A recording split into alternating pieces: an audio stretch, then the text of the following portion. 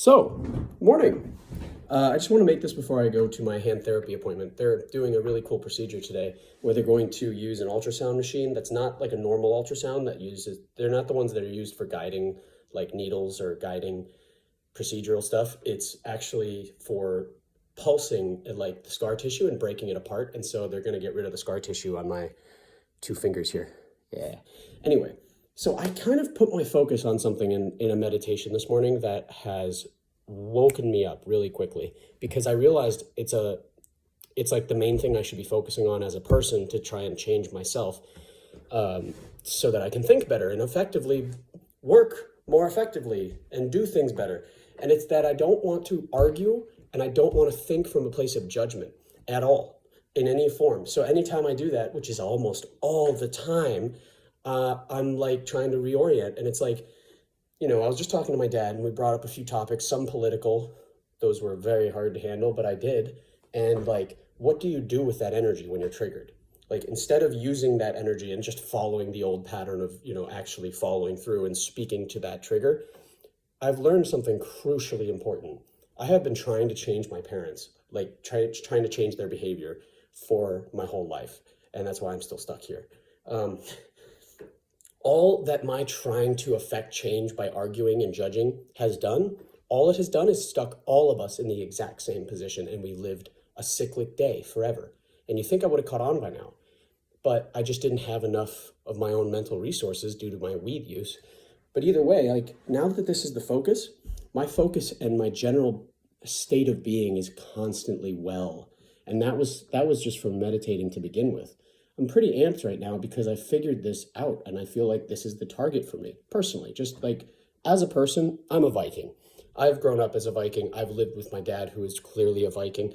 And what I mean by that is that we solve problems by tapping into some genetic, pure white hot fire of life. Like destruction and creation, it's not like hatred at all. In fact, it's love. It's a form of love that is unbelievably violent, brutal, and lethal. And it's only apparently it's insane is the point. And it's like, it's become the modus operandum for how I go about dealing with life. And for conceptual and intellectual projects, it's very helpful because it's clarifying, it directs you forwards, and it has an intense amount of energy behind it. So it can really propel you. I'm basically talking about fighting. I'm talking about head-to-head combat, fire with fire combat.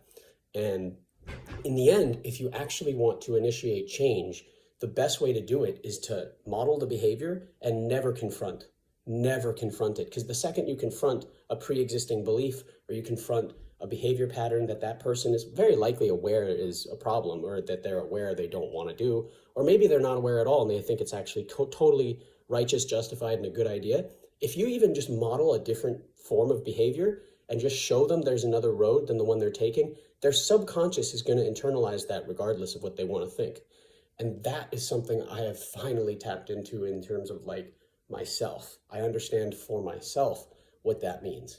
And the second I stopped trying to change my parents, completely world changed. The whole world changed for all of us.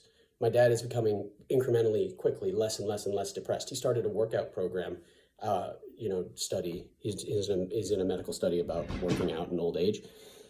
He's doing all sorts of cool shit. My mom, she's still teaching a class. Like, she's doing all sorts of cool shit too. She's just, her mind, and instead of being in a constant state of argument, which every time I would go to talk to my parents, I would get triggered and I would say, hey, you're doing this wrong. Oh, you should be doing this. You should, and just should all over them. Just should on them. And it doesn't do anything. Like, it just makes you locked down. So now what I do is I just go and try and make sure that as we're communicating, the goal of communicating, I always ask myself, what am I about to say? Why am I about to say it? That's probably the most important thing anybody could take away from this. What am I about to say? Why am I about to say it? Just ask yourself. And you'll answer it very simply, because most situations where you're talking to somebody are very simple. Like, you're talking either to enjoy the common banter, to delve deeper into a topic you both are interested in, or to kill time. I don't know, like whatever. You're just hanging out, right? So the communicable, or sorry, I'm missing words right now. Also had way too much caffeine. Sorry. Like the effect of communicating. What's the goal of my communicating with this person? Yeah, I'm not really going to be able to put this properly yet, so I won't try.